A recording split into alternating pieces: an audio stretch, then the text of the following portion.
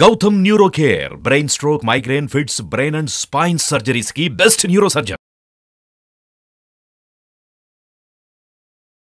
जय श्रीराम మీ అందరికీ కూడా చూస్తున్నారు కదా పూజ 22వ తారీఖున మనందరము కూడా శ్రీరాముని శ్రీరామ జయ రామ జయ జయ రామ అనుకుంటూ పూజించి శ్రీరామ రామ రామేతి అనే శ్లోకాన్ని చదువుకుంటూ శక్తానుసారం పానకం వడిపప్పు చలివిడ నైవేదన చేసి స్వామి వారిని దీపధూప నైవేద్యాలతో పూజించినటువంటి వారికి కష్టములు నష్టములు బాధలు ఉండవు। Gautam neuro care brain stroke migraine fits brain and spine surgeries की बेस्ट न्यूरो सर्जन।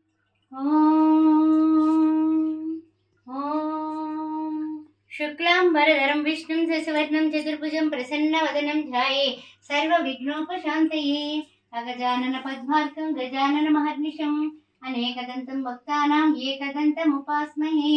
जय श्रीराम जय श्रीराम जय श्रीराम जय श्रीराम।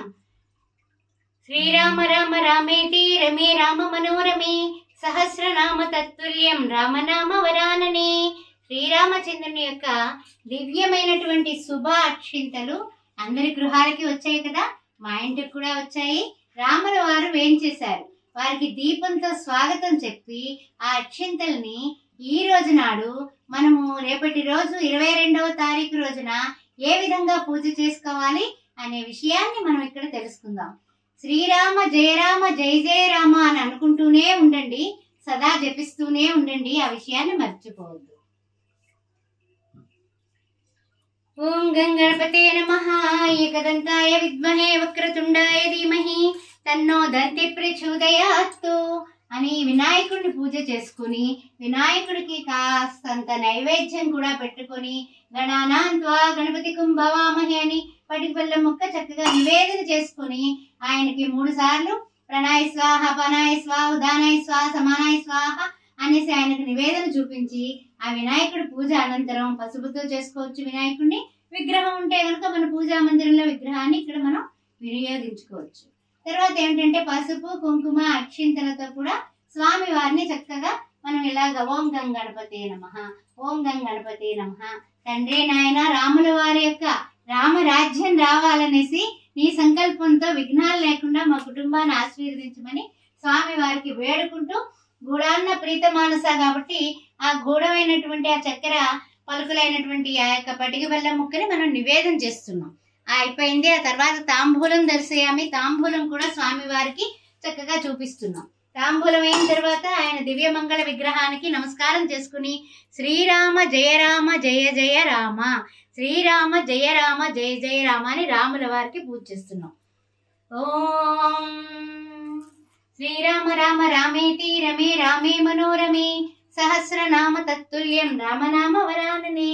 స్వామి వారికి తులసి దళాలంటే చాలా ప్రీతి, అందువల్ల అంత పవిత్రమైనటువంటి ఆ తులసి దళాలతో స్వామి వారిని పూజించడం అనేది మనకి తప్పనిసరి అన్నమాట। అందువల్ల తప్పనిసరిగా ఆ తులసి దళాలంతో ఈ యొక్క శ్రీకృష్ణ పరమాత్మ కూడా ఆ రుక్మిణీదేవికి ఆయన తూగాడు అన్న విషయం కూడా మనకి తెలుసు కాబట్టి ఈ యొక్క అయోధ్య గురించి అయోధ్య రాముడి గురించి మనం తెలుసుకోవాలంటే ఆలయం పునరుద్ధరణ చేయడం జరిగింది।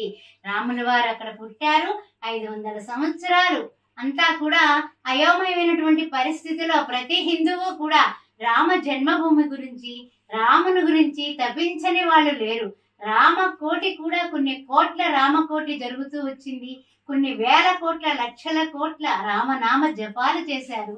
అలాంటి జై శ్రీరామ్ జై శ్రీరామ్ శ్రీరామ జయ రామ జయ జయ రామ అని అనుకుంటూ కోదండ రామ దశరథ నందన రామ దయాసాగర రామ దశముఖమర్ధన రామ ఓ దైత్య కులాంతక రామ లక్ష్మణ సేవిత రామ లక్ష్మి మనోహర రామ జై శ్రీరామ్ అని అనుకుంటూ చక్కగా పుష్పాలతోటి ఆ తర్వాత చక్కగా మనకి ఈ తులసి దళాలతోటి అంటే తులసి మాలలతోటి కూడా మనం స్వామి వారిని చక్కగా అర్చించుకుందాం। అర్చించుకున్నట్లయితే కనుక స్వామి వారి దివ్య అనుగ్రహం మన కుటుంబ సభ్యుల మీద పూర్తిగా కూడా ఆయన యొక్క అనుగ్రహం వచ్చి మనందరము కూడా ఆయువు ఆరోగ్యము కలిగి అష్టైశ్వర్యాలతో ఎంత వైభవపేతంగా ఈ యొక్క దీపాల అలంకరణ చేసుకున్నామో ఆ విధంగా 5 దీపాలు వెలిగించడమే కాదు, ఎన్ని దీపాలు వెలిగించినా కూడా మనకి కనుల పండగ ఈ రోజు। అందువల్ల ఉదయం పూజ, సాయంత్రం పూజ, సాయంకాలం పూట కూడా 5 దీపాలు వెలిగించుకోవడం అనేది చాలా చాలా మన గృహానికి క్షేమదాయకం.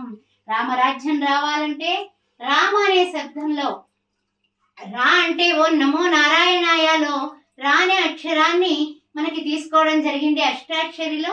అదే విధంగా మా అనే శబ్దాన్ని ఓ నమశివాయ అనే ఆ యొక్క ఏ మంత్రము రాదు, ఏ విధమైనటువంటి మంత్రాలు లేవు. అక్షింతలు కూడా కొన్నే వచ్చాయి, ఎక్కువ అక్షింతలు లేవు. మరి ఎలాగా అంటే కనుక వచ్చినటువంటి దివ్యమైనటువంటి అక్షింతలని చక్కగా మనము ఇప్పుడు చూడండి మన ఇంట్లో అక్షింతలతో కలుపుకున్నాము. కలుపుకోవడం వల్ల అక్షయమయ్యాయి అక్షింతలు, అంటే క్షయము కానిది అక్షింతలు. అందువల్ల శ్రీరామ జన్మభూమి కార్యక్రమంలో కొన్ని వేల మంది కరసేవకులు ఈ యొక్క రామ జన్మభూమి అనేటటువంటి తత్వంతో శ్రీరామ జయ రామ జయ జయ రామ అని మనకి అందరూ కూడా రామ జన్మభూమి ట్రస్ట్ వాళ్ళు ఈ అక్షింతల్ని శ్రీరామ శ్రీరామ అంటూ చక్కగా చక్కటి అక్షింతల్ని మనకి పంపించారు. దానిలో మన ఇంట్లో ఉన్నటువంటి అక్షింతలు కూడా కలుపుకొని చక్కగా ఈ విధంగా తయారు చేసుకుని మనం పూజలో పెట్టుకొని మన ఇంట్లో వివాహం కానిటువంటి పిల్లలుంటే వాళ్ళకి శ్రీరామ జయ రామ జయ జయ రామ అని పూజ అనంతరం వాళ్ళ శిరస్సు మీద అక్షింతల్ని చక్కగా ఇలాగా వేసినట్లయితే గనక వాళ్ళకి తప్పనిసరిగా మరలా శ్రీరామ నవమి వచ్చేలాగా వీళ్ళకి పెళ్ళి అయిపోతుంది, పెళ్లి కుదరడం కానీ జరుగుతుంది. ఈ విషయాన్ని గుర్తుపెట్టుకోండి. రామాయ రామభద్రాయ రామచంద్రాయ వేదసే అనే మంత్రాన్ని చదువుకోవడం కానీ శ్రీరామ రామ రామేతి రమే రామ మనోరమే సహస్రనామ తత్తుల్యం రామనామ వరాన్ని దశరథ నందన రామ దయాసాగర రామ దశముఖమర్ధన రామ దైత్య కులాంతక రామ లక్ష్మణ సేవిత రామ లక్ష్మి మనోహర రామ అని స్వామివారి పాదాల దగ్గర పుణ్యాక్షంతలు సమర్పించి పుణ్యాక్షంతలు మరలా మనము ఈ విధంగా కళ్ళకద్దుకుని శిరస్సును ధరించడం అనేది మన కర్తవ్యం. అందువల్ల రాముల వారిని ఎవరైతే ప్రార్థిస్తారో, రామనామ జపం ఎక్కడైతే జరుగుతుందో, శ్రీరామ అనేది ఎవరైతే రాస్తారో రామకోటిగా తప్పనిసరిగా రామ అనుగ్రహం ఉంటుంది, రామ కుటుంబంగా ఉంటుంది. ఐకమత్యానికి ప్రతీక శ్రీరామచంద్రుడు. రామో విగ్రహాన్ ధర్మ అన్నారు. రాముడు ఎక్కడ ఉంటే అక్కడ సీత లక్ష్మణ సేవిత ఆంజనేయ స్వామి ఉంటాడు.